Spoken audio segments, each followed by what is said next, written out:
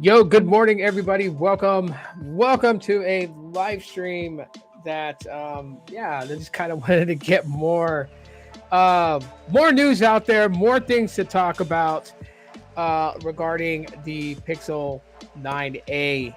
I am really, you know what? Google, fix it and release it. That's all I'm gonna say. Fix it and release it because I want one. And in order for me to get one, they have to make it available for sale. But as you guys are coming in, first of all, thank you guys for taking the time to come in and watch. I appreciate it. If you guys have any questions, comments, concerns, emotional outbursts, don't be afraid to plug that in the chat.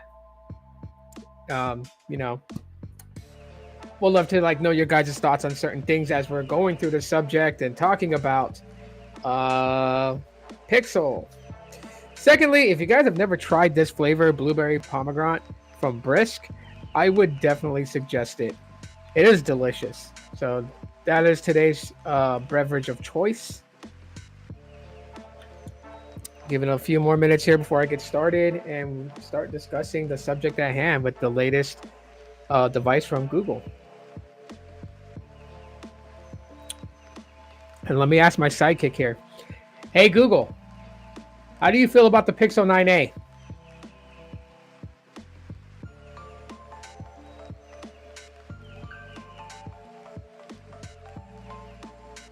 Wow, she doesn't want to talk. That's the first time I've ever asked Google Home a question and she just stayed quiet. I guess she's on embargo also as well. So there's been videos dropping left and right. People already talking about the Pixel 9a, right? MKBHD talking about it. 9 to 5 Google reporting on it. Several people have already gotten their hands on the Pixel 9a. Stores have released the Pixel 9a for sale ahead of schedule in some places. Don't worry, it's not nationally all across the United States. So don't go rushing to Best Buy or Target or Walmart and hoping to see this thing in the display case ready to be purchased, unless you decide, you want to give it a shot and you might get lucky and find one that's available on sale. But there has been a delay with the Pixel 9a. This is the reason why when you go to the website, you're not able to see it for sale. You can see it. You can check out the specs. You can look at the different colorways they have. It's all on store.google.com, but you won't be able to purchase it. And so an article released yesterday. Let me share the link in the chat. So I'll put it in the chat for everybody else to just kind of look at later words. But anyways, there it is. And put it on screen. And for those that want the US mobile QR code to sign up, it'll be right there. But anyways, that's the link. It is from Tech Radar. And I will share the screen so you guys can read it along with me. Well, let's get that pulled up. There you have it. Okay, so Google is delaying the Pixel 9a to fix a mystery component quality issue. I wonder what that could be.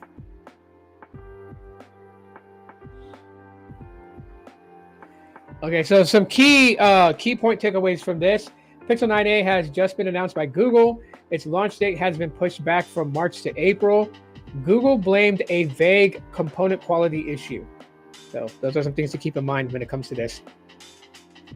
If you've been eagerly looking forward to the Google Pixel 9a, we got some bad news. Google has had to briefly delay its launch in order to investigate a component quality issue affecting the device. Let's see if we can find exactly what it is.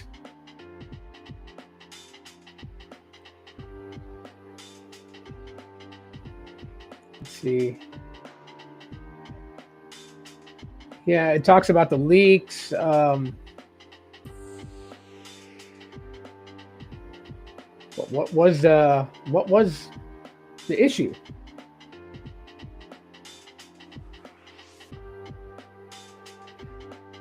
They can only show the home screen and design of the device. Yeah, because they're under embargo.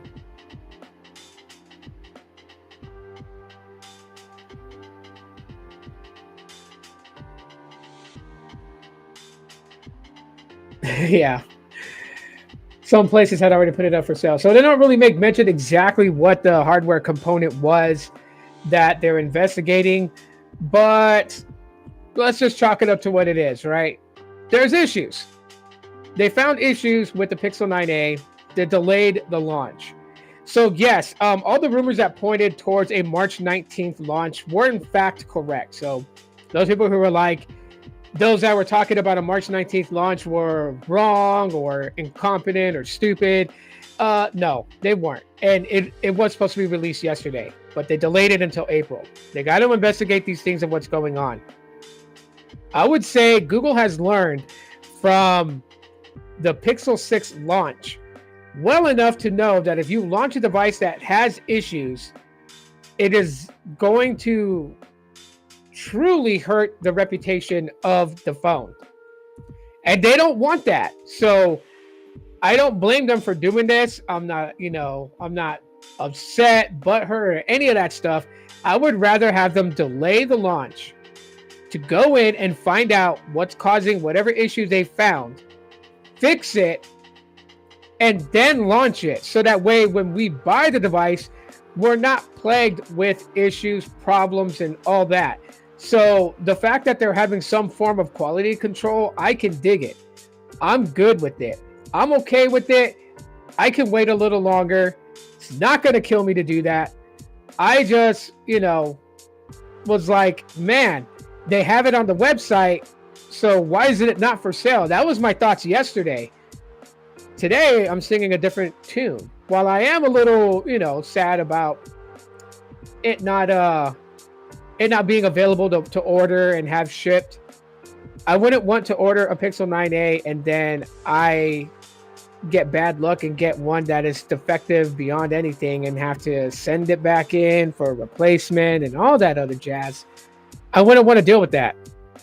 I just want to get the phone, take it out of the box, put my SIM card inside of it, power it on, use it, test it out, and then go from there. That is my entire, my entire want for getting the new phone. So I can live and deal with the fact that it's delayed.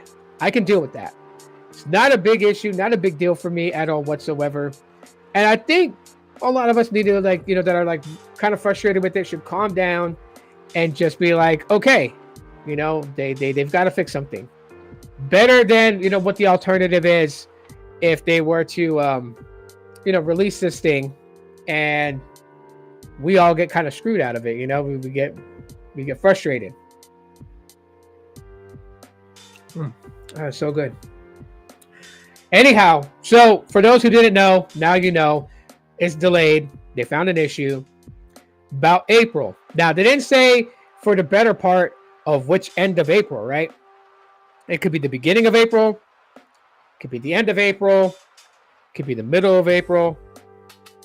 They may have this issue solved within a week, and it could be at the end of March. Of course, they want to give it time to make sure that whatever the issue was, they found that they fixed. And for those who are curious as to how all this works, right? Like if they found issues with the Pixel 9a, what does that mean for the first couple of batches that were mass produced for sale? What does that mean? Well, it means that a lot of those are going to go back for quality control. And if it's a hardware issue, to replace the hardware. And so that means that the next batch up that they were able to kind of just manufacture, build, and get ready for orders should be up to bat first, shipped out without the problem, while the other ones that have the problem are getting repaired, reboxed, and yeah. So very interesting that this happened, and like I said, I'm okay. I'm good with Google just doing this and just chilling on it. It's fine.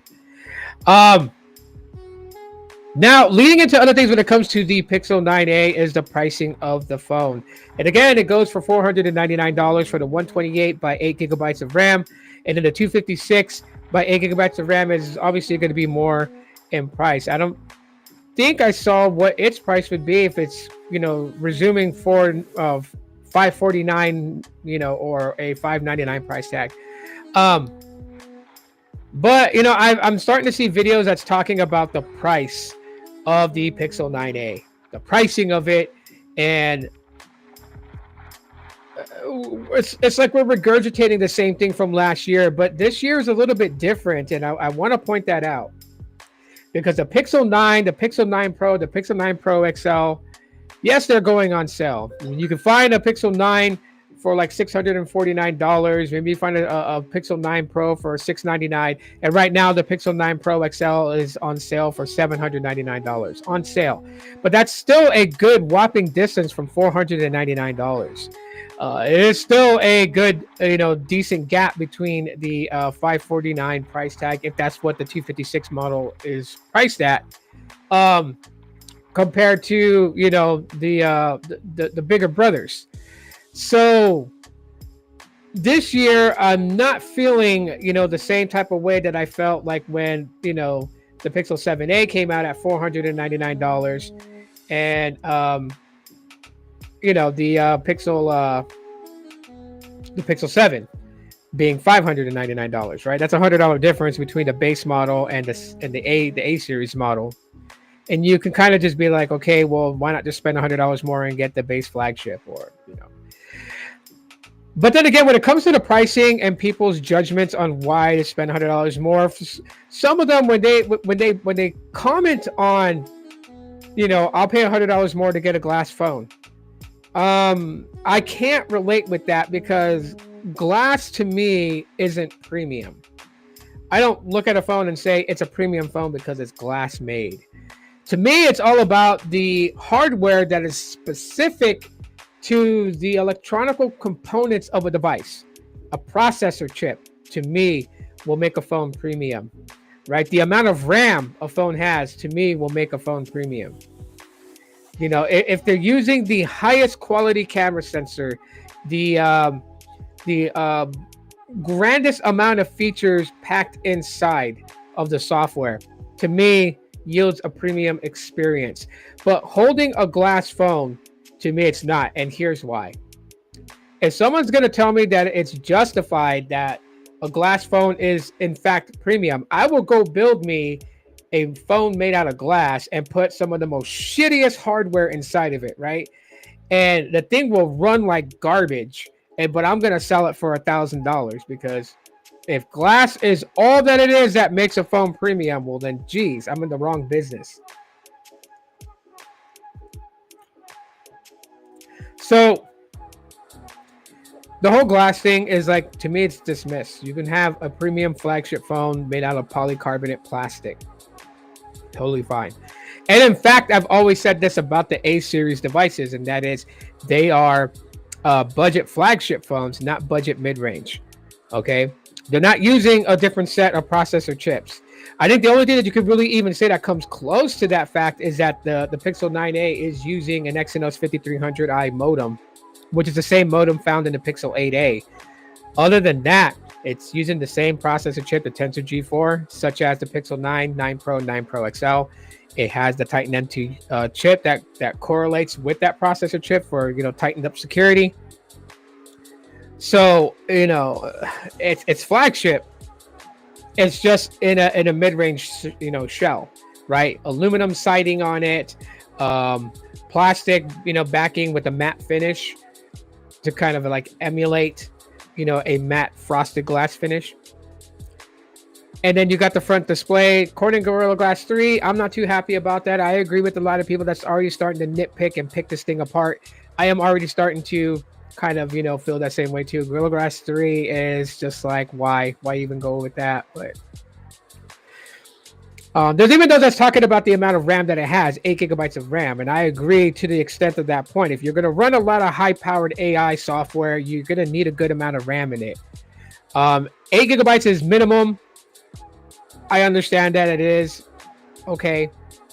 At the same time too, they could have put more RAM in it. It doesn't cost a lot of money to put RAM to upgrade RAM, to add more RAM. It's not a lot. Like, I could understand if it would make it like $100 difference, but we're talking about a few dollars difference to add more RAM into the device. It would not affect them at wanting to launch the device at a $499 price tag to start out. Wouldn't affect them at all. So I'm not sure why they did 8 GB of RAM, but maybe that's one of the things that they're trying to make to differentiate the 9A between the 9. The 9 having more RAM than the 9A. Could be it. Because the phones are like nearly the same size. They're about the same size, the 9A to the Pixel 9. And I guess that would be also for the Pixel 9 Pro, because the Pixel 9 Pro is the same size as the Pixel 9. It's just got the additional camera. And with that being said, that would be the only thing that differentiates it, is that it's not made of glass like the Pixel 9. It's got less RAM than the Pixel 9. And so I guess that makes it a budget flagship, just having 8 GB of RAM and the two different storage options. So pricing to me is not a huge issue. I'm not looking at it within those eyes of like how closely it is to the Pixel 9, because there is a marginal enough gap in pricing between those two phones. So somebody that doesn't want to go and get a Pixel 9 on sale for $649 can opt for a $499 Pixel 9A. And then people that are like, well, the 9 Pro XL is $799. That's still, a $300 difference. So pricing's not as bad as it's been. What up, Coffee? It's not as bad as it's been for the previous A series, like from the 7A to the 7 and the 8A to the 8. It doesn't have that pricing issue with closely similarly spec device that's just not too far apart. There's a marginal gap this time around. So pricing is not a big deal or a major issue with me when it comes to the Pixel 9A. Though I would not sit up here and tell people like, oh, I'm concerned about the price. For what you're getting with the Pixel 9A price-wise and comparing it to its brethren, there's a gap. Now, design-wise, that's another thing that I'm seeing people talk about the Pixel 9A, the design of the phone, and I'm just not sold as the design being an issue why somebody shouldn't get the phone. Yes, we've come to like the camera bar, and it's just so laughable to me because 3 years ago, people were pissed at the design. When Pixel switched up from the square camera module on the upper left back side of the phone to having the camera visor, I seen a lot of people tweet on, at the time, Twitter becoming X, and they posted that they weren't sold on the camera visor. It was ugly. It was stupid looking. People called it Bender from Futurama. They called it Geordie LaForge from Star Trek Next Generation. There was just so many. Some called it Cyclops from the X-Men.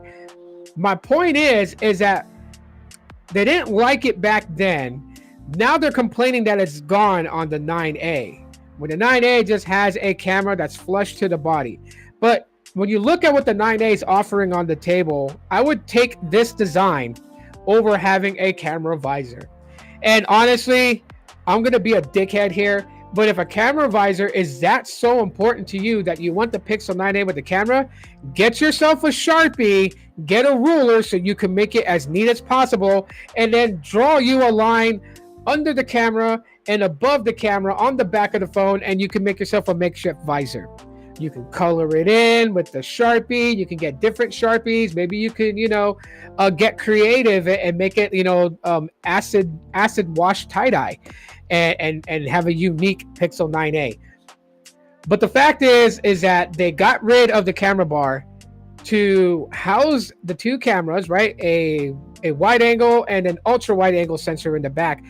And then use the rest of the space of the thickness of the phone to put in a much larger battery. 5100 milliamp hour battery is the biggest on a Google Pixel A series ever.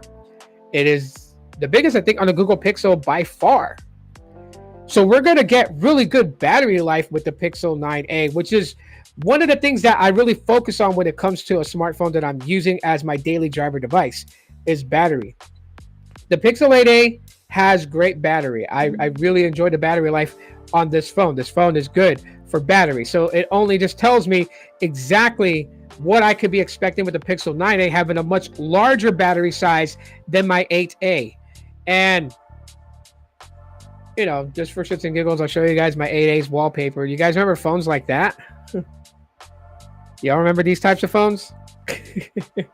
The little rotary dial, right? The rotary dial, and you put one, you put the receiver, end to your ear, and you flip the microphone down, you talk into it, and then you hold and you listen to it. Kind of like what I'm doing right now with my headphones and the microphone, right?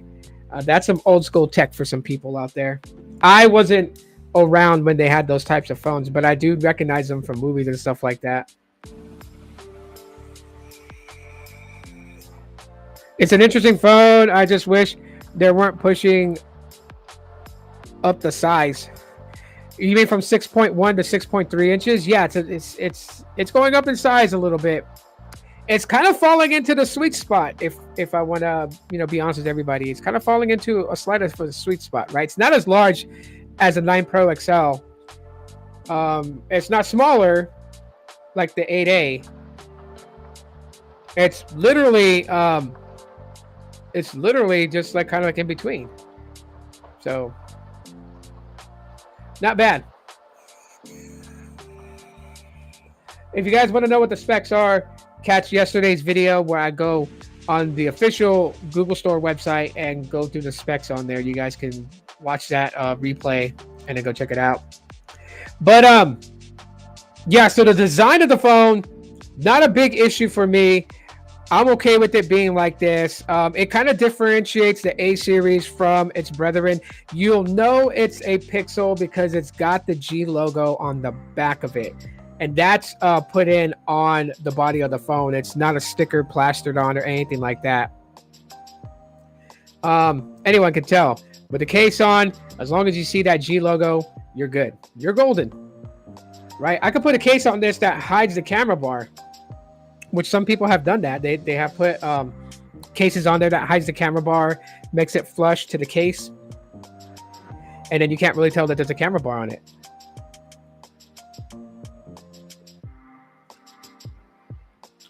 As far as the other specs, right? Having the same modem as the Pixel 8a. Well, if having the latest modem that's in the Pixel 9 and 9 Pro and 9 Pro XL and 9 Pro Fold, if that matters most to you, then it would probably be the best option to get the Pixel 9. Again, the Pixel 9 going for $649 currently on sale. The 9A, I was pointing to my 8A, I don't know why. The 9A being priced at $499. It's that price difference. You cannot expect it to have exactly what the Pixel 9 has for every spec to a T. Exactly and identical. You can't have that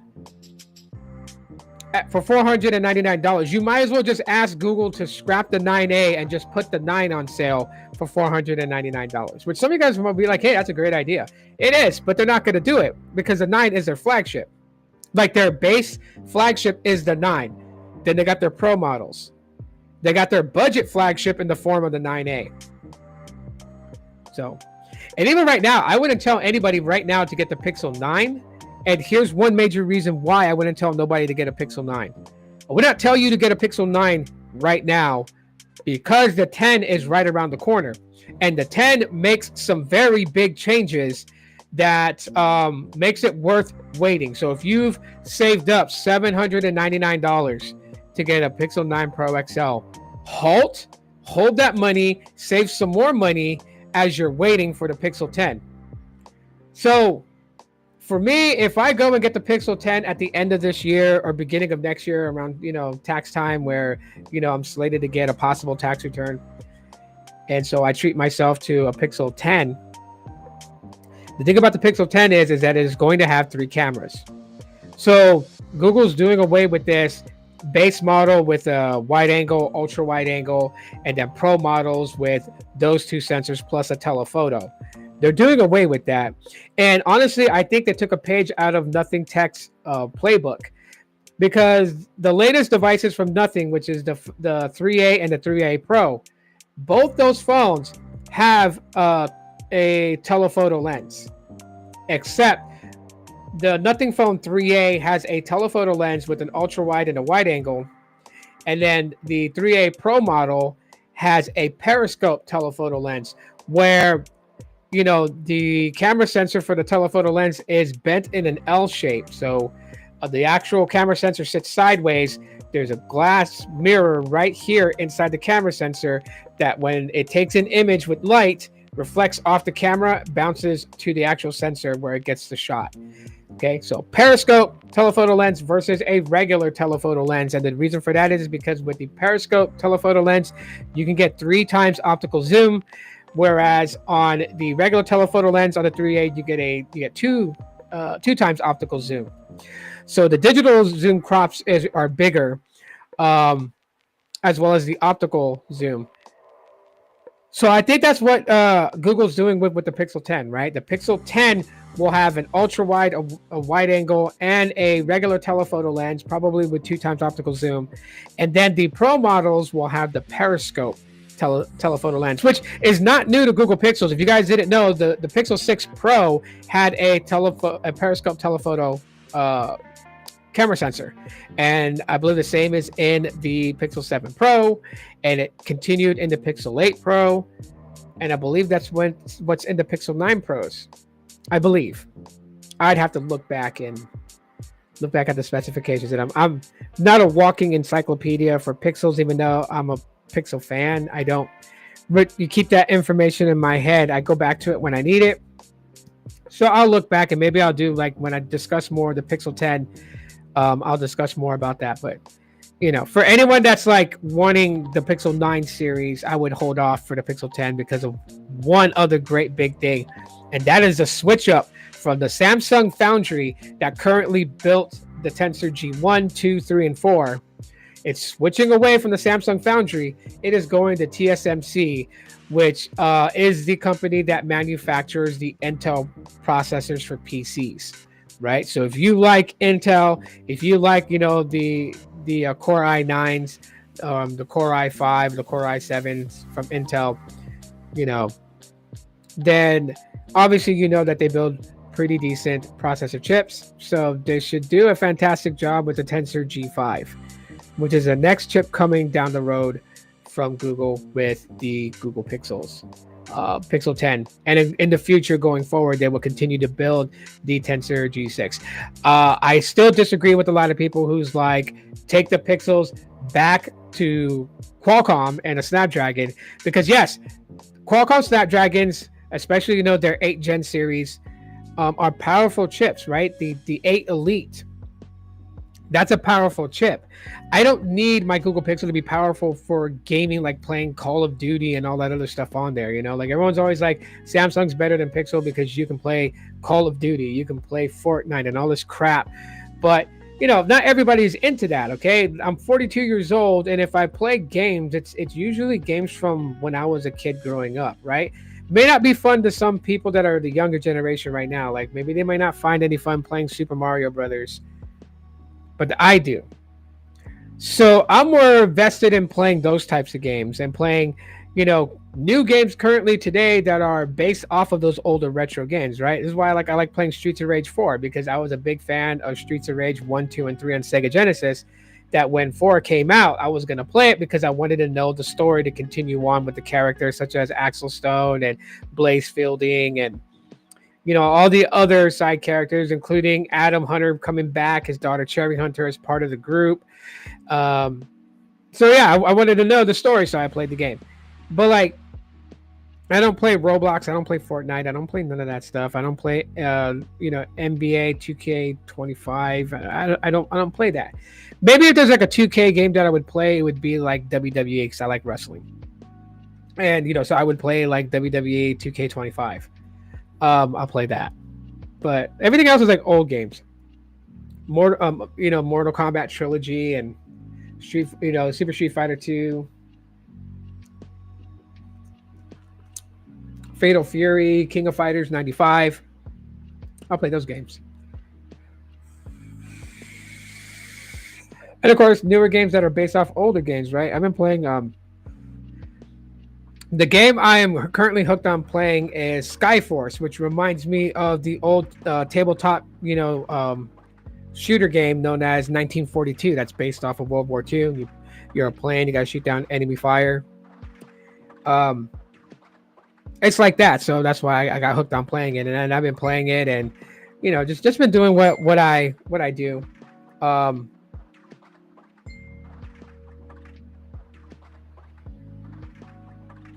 Oh, my uncle's thanking me. I did a YouTube Shorts just showing you guys how I clear out clutter on my Android phones and my Pixels. And I remember that my uncle needed to clear out stuff out of his phone, and so I did like a quick tutorial video and I sent it to him for him to watch so he can watch it as a tutorial to help him out to clear out stuff he doesn't need. And so big shout out to my uncle. But anyways, yeah, so I don't need, a Snapdragon 8 Gen Elite. And a lot of the stuff that the Google Pixels are good at doing doesn't require that high of a power processor. Okay. As far as the modem, 5G is great. I'm not saying this to offend my friends that are super interested in the 5G topic. I mean, I am too as well. I'm interested in 5G connectivity. I don't go as hardcore as my friends do, but a lot of the things that you do today on your smartphone doesn't really require that type of network connectivity. The benefits that you get out of having 5G obviously is lower latency, right? The time that it takes for information to travel from point A to point B and back to point A. I mean, the faster that information can travel, which is lower latency, the better things are. And that's why some people that always wondered, like when you're trying to like game and you want to live stream it, why does it get kind of choppy? It depends on several factors, the amount of RAM your PC has, the graphic cards your PC has, but it also requires your internet connection to have the lowest latency as possible, because you are constantly sending information from your PC to the cloud servers for those gaming streams for it to show in real time to people. Those that have a high ping and latency, you'll notice that their live stream is delayed. So the audio may mismatch with the video. You may comment something about what you saw in the live stream and they don't see the comment and reply to it till like a minute or two later. Yeah, it's because of that. So, but basic stuff like Facebook, Instagram, watching YouTube videos and stuff like that, 5G doesn't drastically change the experience.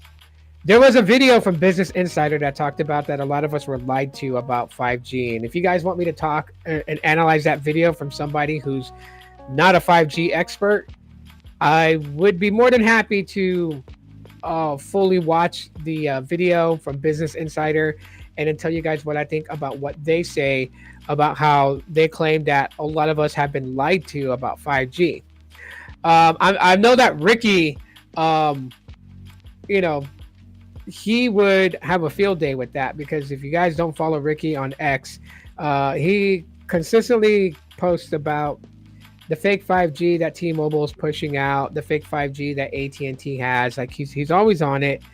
And all you gotta do is just ask him, why do you feel this way? And he'll be glad to reply to your post with the long reasons as to why he says it's fake, or all that other stuff. So shout out to Ricky. Shout out to Carlos and Sneed and everybody else on the 5G panel.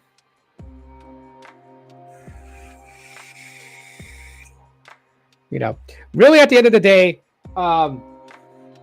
you don't need that powerful processor in the Google Pixels. And that's why, like, while others will be like, it's not, they need to go to Qualcomm, I'll say stick to building in-house, because at least in-house, you're building and designing a processor chip based upon what you want your phone to be able to do. And if it hasn't come across people's minds, Google's not building phones to be the ultimate gaming phone. They're not building phones, to be able to zoom in to see, an ant take a shit on the moon with that type of zoom in. What they're fully interested in doing is building smart software. And so their phones are based on two things: being as helpful as possible to you, where you don't have to always interact with the phone in itself, and giving you the ability to take really good photos, as smartphone photography is a hobby that they back. They are behind smartphone photography. They love to see what people come up with. I know this because I post on Instagram, and when I take a photo and I tag that I shot it with a Pixel, I get responses back from the Google Pixel profile on Instagram and from at Made by Google when they like a photo that I post. They don't like every photo that I post, but when they like a photo that I post and they comment, it's cool. So you see, they actually appreciate photography, because photography is art. I don't care what anyone says. You guys got what's his name? Delvon Digital, excuse me.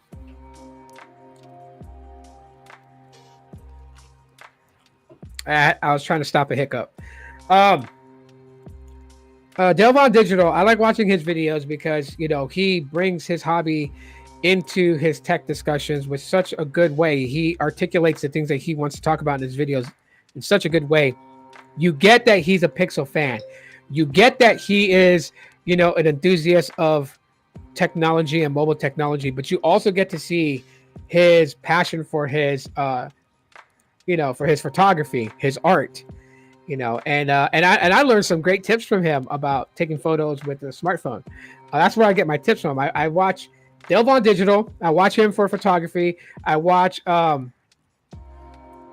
YouTube channel is Andy Cuts, but his name is Andy Tran. He is a photographer, a barber, and he does do a few videos here and there about tech because he uses his smartphones to record videos for his TikTok, for his Instagram.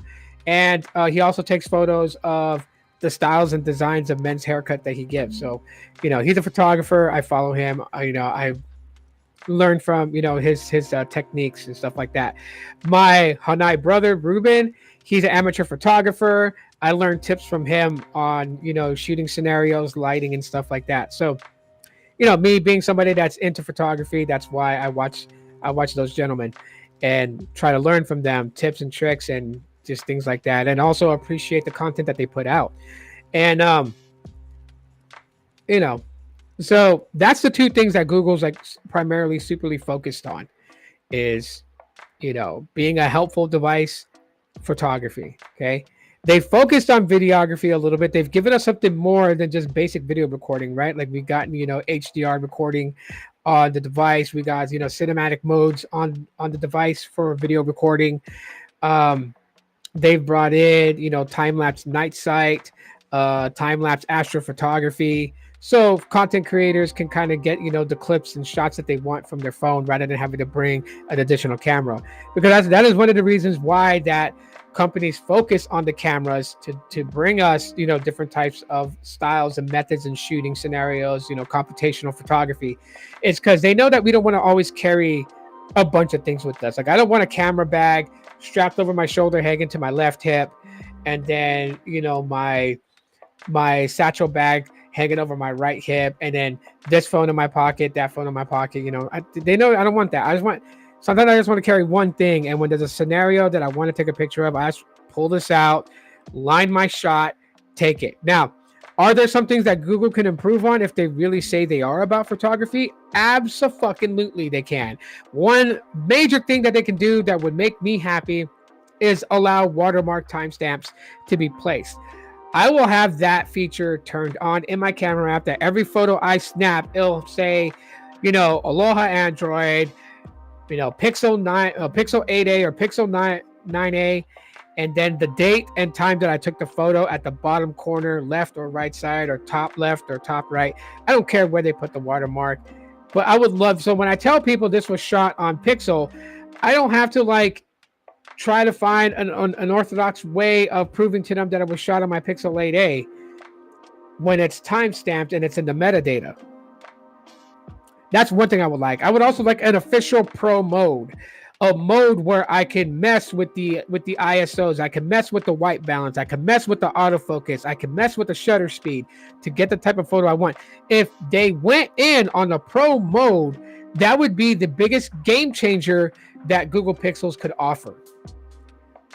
Trust me, mark my words. If they do it, if they ever do it, because I'm thinking they might do it for the Pixel 10, because they're adding in that third telephoto sensor on the base model Pixel 10, makes me believe that they might also be adding in a pro mode in the Gcam app. And if they do that, that would be amazing, because then we really can get down with getting these amazing photos that we want out of our Google Pixels. You know, some of the videos that I've taken that people have asked me on Instagram if it's, does Google Pixels have a pro mode? And I'll explain to them that I've achieved that color grading, that style. If you guys also want to know my secret, I'm sharing it with you right now. So if you're into photography on your smartphones, take notes. How I get these really cool yet, you know, not really seen by any other Pixels photography. I use Snapseed. Snapseed can be downloaded in the Google Play Store, and it allows you to really just kind of like go in there, kind of like Lightroom from Adobe, or, you know, any of the other, you know, photography editing softwares that's out there.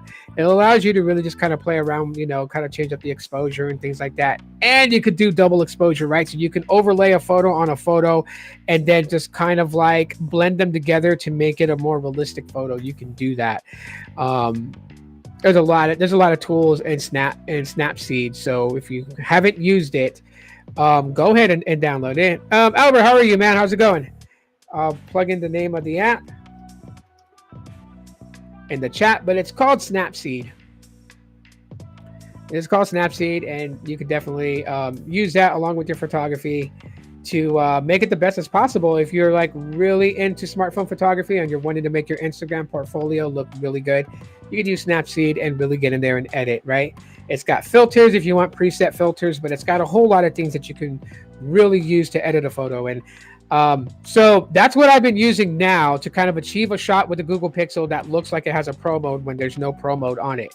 So I'm hoping that with the Pixel 10, with the addition of it having 3 camera sensors instead of just 2, bringing a telephoto, an ultra wide, and a wide angle main shooter, I'm hoping that the Gcam app gets updated with a pro mode that allows us to mess with the shadows, the white balance, the ISOs, the autofocus, the shutter speed, and all that. So that way we can achieve much better shots. And I guarantee everybody that if this does happen, we are going to see an explosion of people who use Google Pixels for smartphone photography. That smartphone photography will take off to a higher plateau than what it is on right now.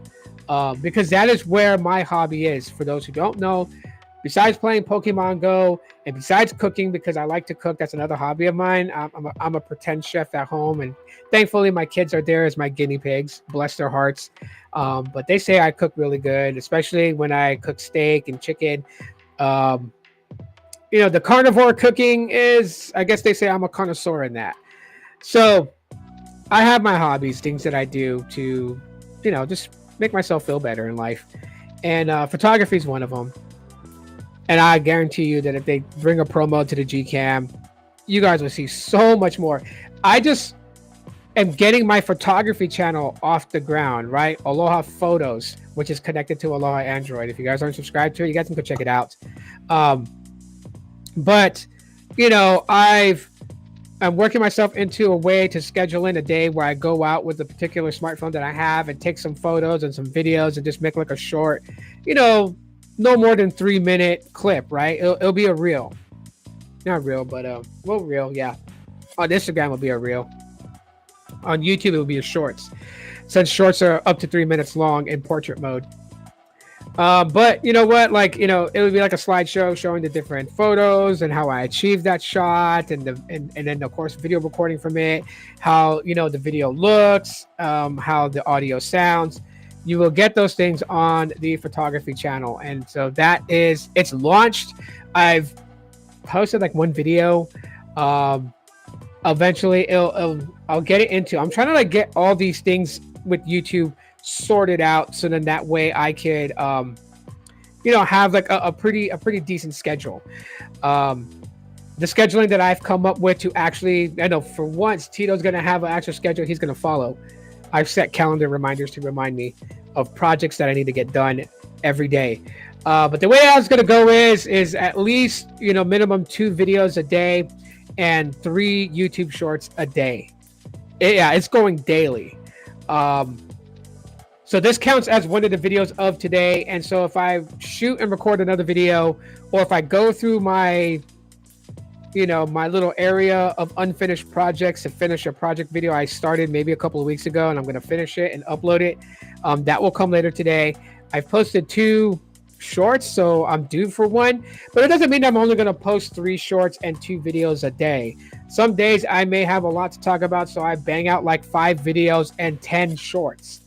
It just depends, but the minimum that I am obligating myself to committing to is 3 short videos, 2 regular videos, or 1 live stream, 1 regular video, or 2 live streams. So yeah. Anyways, ladies and gentlemen, that's pretty much it for today's podcast. If you guys enjoyed what I had to say, smash the like button. Hopefully you guys did that already. Share this on various social platforms. I would truly appreciate that. And I can finally say this now, but shout out to the channel sponsor, US Mobile. You guys want to sign up, use the QR code. I'll take you to the site so you guys can sign up and try out their services. Choose whether you're on Lightspeed, which is T-Mobile, Darkstar, which is AT&T, or Warp, which is Verizon. But the beautiful thing about US Mobile is that if you want the power of at least a secondary backup data connection, you can sign up for their multi-connection add-on, whichever one of the carrier networks you choose as your primary, you can choose one of the other ones as a secondary backup child line to your parent line, and then set up auto network switching, so that way when you're in areas where one is failing, it will auto switch to the other one for network connectivity, so you will always stay connected. Is why US Mobile calls themselves the super carrier. Sign up for them today. Use the QR code here, scan it to get you sent to US Mobile, so you guys can sign them up and try them out. That's pretty much it for today's live. Thanks for hanging out with me. Hashtag Team Pixel if you made it all the way to the end. Hashtag Tito for Team Pixel.